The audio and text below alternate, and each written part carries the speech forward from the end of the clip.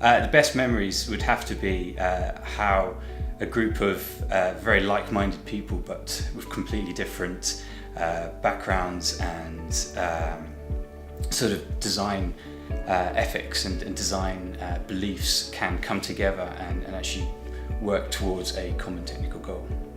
Yeah, it's a beautiful complexity that has been orchestrated through the process.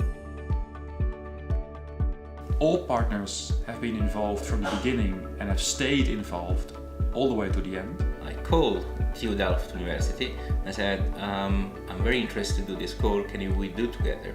Then we start everything from there.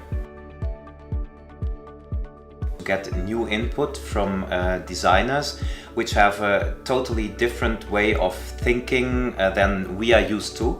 Yeah, we have provided hardware for the design companies.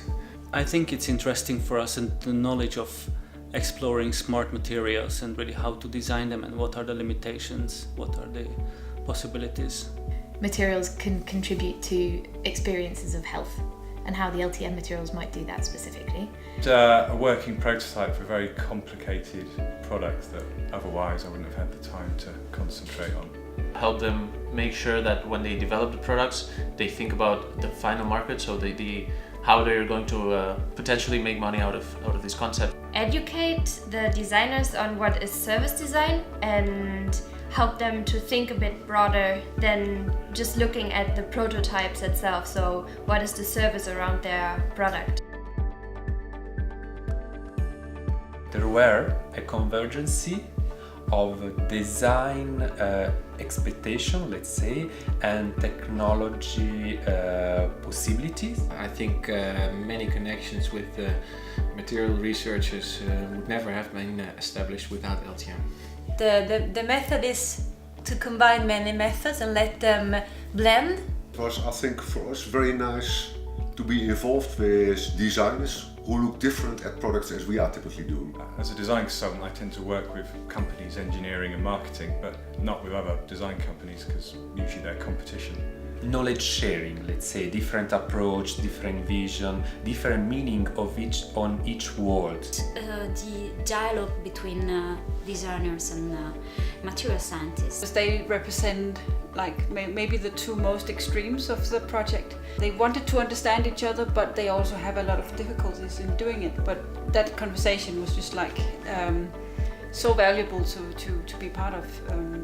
And it really framed what the project is about and how wide the project is aiming. There should be more of this project because it's the way how to reach innovation in technology. Taking the standpoint from materials and see what is new about these materials. How can you actually use the technology as a material that is part of the design rather than something embedded into design? This is all in all a materials project. It's design driven but materials anchored. So if you have a fundamental innovation in the materials, then you've done something really special. Actually see lead-free piezo materials. So it's very hard to say that LTM has made a true game-changing addition to OLED technology. It's more subtle. But in the piezo technology, without LTM, we wouldn't have had this breakthrough. No one can now say, oh, we use piezo, so we have to use lead-based compounds. Now we really have an alternative. And for me, that's, rationally speaking, that's the most powerful thing. Stop talking, start making. Just playing, getting tools out of your suitcase, bringing tape multimeters, soldering irons, and cutting, pasting, and then it works, and then everybody's happy.